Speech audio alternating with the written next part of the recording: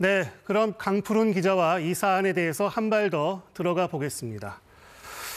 결국 직접 조사도 없이 기소를 하게 된 건데 좀 이례적인 일이라고 볼 수 있을 것 같아요. 근데 검찰 입장에서는 어떻습니까? 유죄를 입증하는데 좀 불리하진 않을까요? 사실 검찰은 황운하 전 의원이나 최강욱 전 의원, 황운하 의원 혹은 최강욱 전 의원 그리고 또 정경심 전 교수 등 주요 사건에 있어서도 당사자 소환 조사 없이 기소를 한 바 있습니다. 전례가 없는 일은 아니라는 겁니다. 검찰 수사 관행상 인적 물적 증거가 충분히 확보돼서 혐의가 충분히 입증됐다고 보거나 공소시효가 임박하면 사실 그 전에도 피의자 조사 없이 기소를 했던 경우가 적지 않습니다. 앞서 말씀드린 최강욱 전 의원과 정경심 전 교수 같은 경우에서는 대법원에서 모두 유죄가 확정이 됐고요.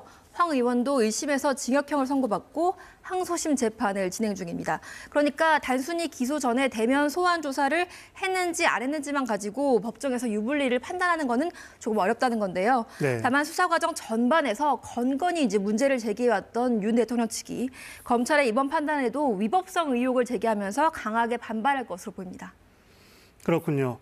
그리고 구속기간 연장을 법원이 받아들이지 않은 것에 대해서 이 검찰이 강한 비판의 입장을 밝혔는데 이것도 상당히 좀 이례적인 일이에요. 어떻게 봐야 될까요? 그렇습니다. 기소 결정을 내린 뒤에 검찰은 언론 공지를 통해서 두 차례나 구속 연장을 불허한 법원에 대해서 부당한 결정이다 이런 입장을 밝혔습니다. 한 검찰 관계자는 수사기관에서 온 사건은 그러면 확인하지 말고 우리는 무조건 기소만 하라는 말이냐, 이게 법의 정신인 거냐 이런 얘기를 하기도 했습니다.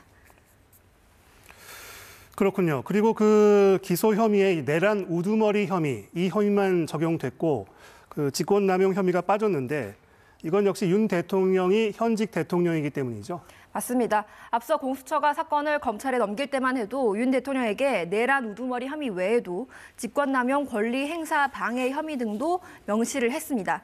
12.3 계엄 선포 당시에 윤 대통령이 국회 경비대 경찰관들과 계엄군에게 의무가 없는 일을 하게 해서 국회의원들의 계엄 해제 시도를 방해했다 이런 뜻입니다.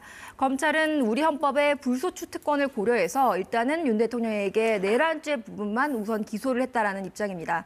잘 아시는 것처럼 현직 대통령은 내란이나 외환죄로만 형사소추를 받을 수 있기 때문인데요. 네. 직권남용 혐의 등 이제 기소하지 않은 다른 혐의에 대해서도 검찰은 추가 수사를 이어가겠다는 방침입니다. 네, 잘 들었습니다.